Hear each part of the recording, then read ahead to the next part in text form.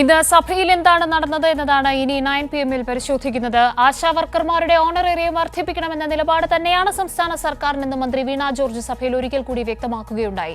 നിലവിൽ കേരളത്തിലാണ് ഏറ്റവും ഉയർന്ന ഓണറേറിയം നൽകുന്നത്. പ്രമേയ അവതാരകൻ SUCIയുടെ നാവായി മാറിയത് കേരളത്തിന് അപമാനമാണെന്നും മന്ത്രി വിമർശിച്ചു. SUCIയെ ന്യായീകരിക്കുന്ന നിലപാടാണ് പ്രതിപക്ഷ നേതാവും സ്വീകരിച്ചത്. വസ്തുതാവിരുദ്ധ വാദങ്ങളും പ്രതിപക്ഷ നേതാവ് നിയമസഭയിൽ ഉന്നയിച്ചു. ശ്രീജ നൽകും സമഗ്രമായ റിപ്പോർട്ട്.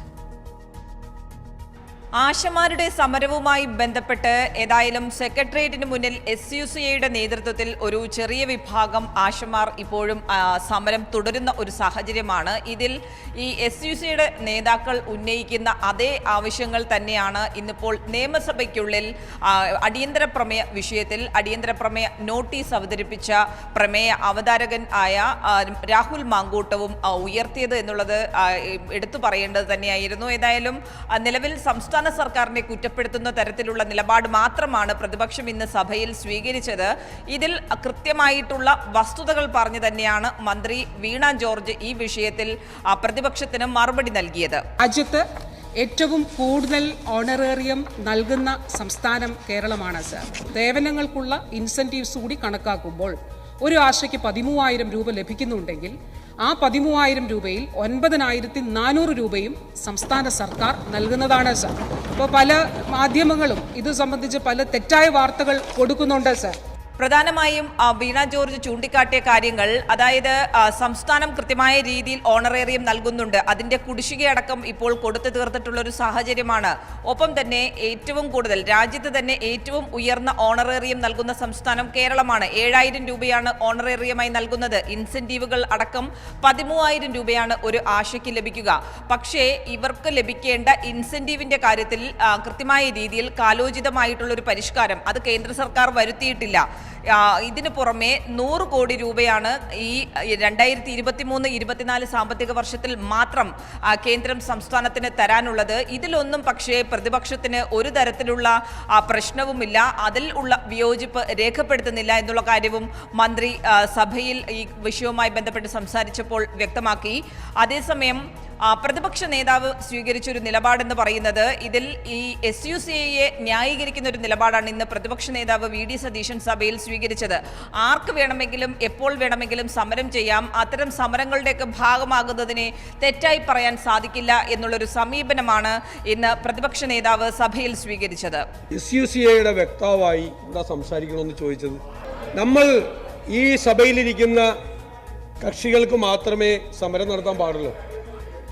സാർ, ഈ നാട്ടിൽ എത്ര സംഘടനകളുണ്ട്, അവരെല്ലാം ഏതെല്ലാം തരത്തിൽ സമരം ചെയ്യുന്നുണ്ട്. സമയമായി ബഹുമാനപ്പെട്ട പ്രതിപക്ഷ നേതാവ് ചേർന്ന് നോക്കിയിട്ട് കാര്യമില്ല. സമ്മതിക്കുന്നില്ല, പിന്നെ വേറെ വഴിയൊന്നുമില്ല. അടുത്ത ബിസിനസ് വഴി പോണ്ടി വരും, അത്രേ ഉള്ളൂ. അല്ല, അടുത്ത ബിസിനസ് വഴി പോണ്ടി വരും. നിങ്ങളുടെ വാക്കൌട്ട് സ്പീച്ചിന്റെ ക്രക്സ് വന്നു. ഏതായാലും മന്ത്രിയുടെ മറുപടിയുടെ അടിസ്ഥാനത്തിൽ പ്രത്യേകിച്ചും മന്ത്രി പറഞ്ഞ കാര്യങ്ങൾ, ഒന്ന്, പല ഘട്ടങ്ങളിലായി പ്രതിപക്ഷത്തിന്റെ ആരോപണങ്ങൾ അതെല്ലാം മുനയൊടിച്ചുകൊണ്ടുള്ള ഒരു മറുപടി തന്നെയാണ് മന്ത്രിയുടെ ഭാഗത്ത് നിന്നും ഉണ്ടായത്. അതിൽ ഏറ്റവും പ്രധാനം, കൃത്യമായ രീതിയിൽ സംസ്ഥാനം കാര്യങ്ങൾ ചെയ്യുന്നുണ്ട്, അതോടൊപ്പം തന്നെ കേന്ദ്രത്തിൽ നിന്നും ലഭിക്കുന്നതിന് വേണ്ടി കുടിശ്ശിക ലഭിക്കുന്നതിന് വേണ്ടിയിട്ടുള്ള നടപടികൾ സമ്മർദ്ദം ചെലുത്തി തന്നെയാണ് മുന്നോട്ട് പോകുന്നത്. മറ്റൊരു വിഷയം, തന്നെ വ്യക്തിപരമായി കടന്നാക്രമിക്കാനുള്ളൊരു ശ്രമവും ഇതിന്റെ ഭാഗമായി നടന്നു. അതിൽ നിയമ പോരാട്ടം നടത്തി തന്നെയാണ് താൻ മന്ത്രി എന്ന നിലയിൽ മുന്നോട്ട് പോകുന്നത് എന്നുള്ള കാര്യവും സഭയിൽ അറിയിക്കുകയും ചെയ്തു. ഏതായാലും മന്ത്രിയുടെ മറുപടിയുടെ അടിസ്ഥാനത്തിൽ അടിയന്തര പ്രമേയത്തിന് സ്പീക്കർ അനുമതി നിഷേധിക്കുകയായിരുന്നു. പക്ഷേ അതിനുശേഷം വാക്കൌട്ട് പ്രസംഗം നടത്തിയ പ്രതിപക്ഷ നേതാവ് 10 മിനിറ്റ് സമയമായിട്ടും പ്രസംഗം അവസാനിപ്പിക്കാത്തതിനെ തുടർന്ന് സ്പീക്കർ ഇടപെട്ടു. പക്ഷേ സ്പീക്കർ ഇടപെട്ടപ്പോൾ അത് അംഗീകരിക്കാൻ തയ്യാറാകാതെ സ്പീക്കറെ വെല്ലുവിളിച്ച് സംസാരിക്കുകയായിരുന്നു. അതേ തുടർന്ന് സ്പീക്കർ മൈക്ക് ഓഫ് ചെയ്യുകയായിരുന്നു. ഇത് ഇതിനുശേഷം പ്രതിപക്ഷം വലിയ രീതിയിലുള്ള പ്രതിഷേധമാണ് സഭയിൽ ഉയർത്തിയത്.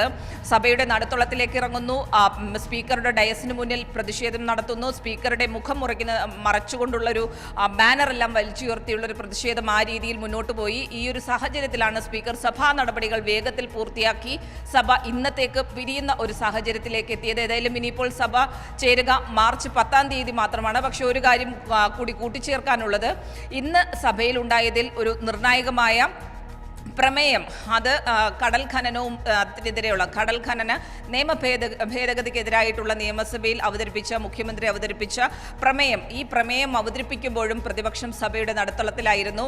അതുമായി സഹകരിച്ചില്ല. പക്ഷേ മുഖ്യമന്ത്രി പ്രതിപക്ഷം അവതരിപ്പിച്ച ഈ ഭേദഗതികൾ കൂടി ഉൾപ്പെടുത്തിക്കൊണ്ട് ഇത് സഭ ഐകകണ്ഠേന പാസ്സാക്കണമെന്ന് ആവശ്യപ്പെടുകയായിരുന്നു. ഇതേ തുടർന്ന് സഭ ഐകകണ്ഠേന പാസ്സാക്കുന്നതായി സ്പീക്കർ അറിയിക്കുകയായിരുന്നു. പക്ഷേ ഇത്രത്തോളം നിർണായകമായ വിഷയങ്ങളിൽ നിന്ന് പോലും അനാവശ്യ വിഷയങ്ങൾ ഉയർത്തി സഭയിൽ പ്രതിഷേധമുയർത്തുന്ന ഒരു പ്രതിപക്ഷ നിലപാടാണ് നമുക്കിന്ന് കാണാൻ സാധിച്ചത് സഭയിൽ എന്നുള്ളതാണ് ഏറെ പ്രസക്തം.